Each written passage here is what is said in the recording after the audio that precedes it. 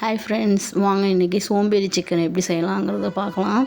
அதுக்கு 1/2 kilo chicken எடுத்திருக்கேன். ஒரு 15 சின்ன வெங்காயம் எடுத்து நல்லா உரித்து கட் பண்ணி எடுத்து வச்சுருக்கேன். இஞ்சி பூண்டு இடித்து எடுத்து வச்சுருக்கேன். 6 காஞ்ச மிளகா அந்த விதையெல்லாம் நீக்கிட்டு கிள்ளி வச்சுருக்கேன் ஃப்ரெண்ட்ஸ். அதுக்கு தேவையான மசாலா பார்த்திங்கன்னா மல்லித்தூள், மிளகாய்த்தூள், கரம் மசாலா, மஞ்சள்தூள். இது எல்லாமே உங்களோட அளவுக்கு ஏற்ற மாதிரி நீங்கள் ஆட் பண்ணிக்கோங்க. அதுக்கப்புறம் ஒரு வாணலில் எண்ணெய் சேர்த்துட்டு பட்டை லவங்கம் சேர்த்திருக்கேன் நான். இஞ்சி பூண்டு இடித்து வச்சோம் இல்லையா, அதை ஆட் பண்ணி நல்லா இந்த மாதிரி ப்ரௌனாக வர மாதிரி ஃப்ரை பண்ணிக்கோங்க. அதுக்கப்புறம் காஞ்ச மிளகாவை ஆட் பண்ணிக்கோங்க. காஞ்ச மிளகாய் ஆட் பண்ணதுக்கப்புறம் சின்ன வெங்காயம் ஆட் பண்ணிக்கோங்க.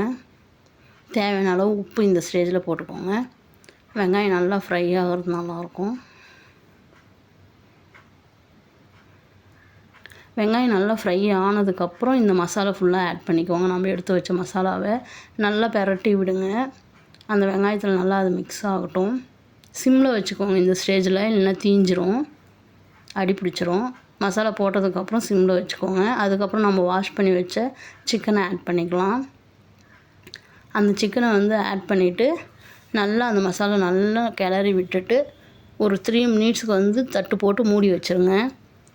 ஏன்னா சிக்கன்லேருந்து தண்ணி வரும் இல்லையா, அப்போது அந்த தண்ணி சுண்டி வரும்போது நம்ம தேவையான அளவு வாட்டர் ஆட் பண்ணிக்கலாம். இந்த மசாலா ஃபுல்லாக சிக்கனில் நல்லா ஏறும். சூப்பராக இருக்கும் ஃப்ரெண்ட்ஸ், ட்ரை பண்ணி பாருங்கள். ஈஸியாக சமைச்சிடலாம். 15 மினிட்ஸ் தான் ஆகும், டக்கு டக்குன்னு செஞ்சிடலாம். ரொம்ப டேஸ்டியாகவும் இருக்கும்.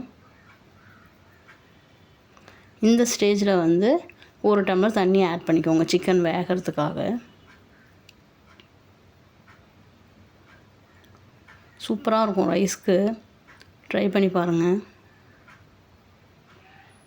ட்ரை பண்ணி பார்த்துட்டு கமெண்ட் பண்ணுங்கள் ஃப்ரெண்ட்ஸ், எப்படி இருந்தது, நல்லா இருந்ததா இல்லையான்னு. அப்படியே நம்ம வீடியோ கொஞ்சம் சப்போர்ட் பண்ணுங்கள், லைக் பண்ணுங்கள், உங்கள் ஃப்ரெண்ட்ஸுக்கும் ஷேர் பண்ணுங்கள்.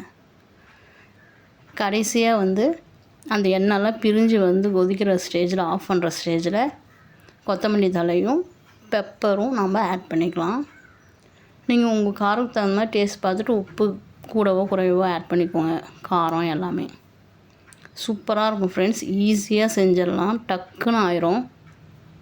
ஒரு சைடு ரைஸை வச்சுட்டு ஒரு சைடு இது பண்ணோம்னா அவ்வளோதான், முடிஞ்சது டக்குன்னு. செமையாக இருக்கும். இதுக்கு தக்காளி, கடல, தேங்காய் எதுவுமே தேவையில்லை ஃப்ரெண்ட்ஸ். நம்ம மசாலா கூட அரைக்கணுமே தேவையில்லை. இந்த ஸ்டைலில் செஞ்சால் சூப்பராக இருக்கும். Thank you friends.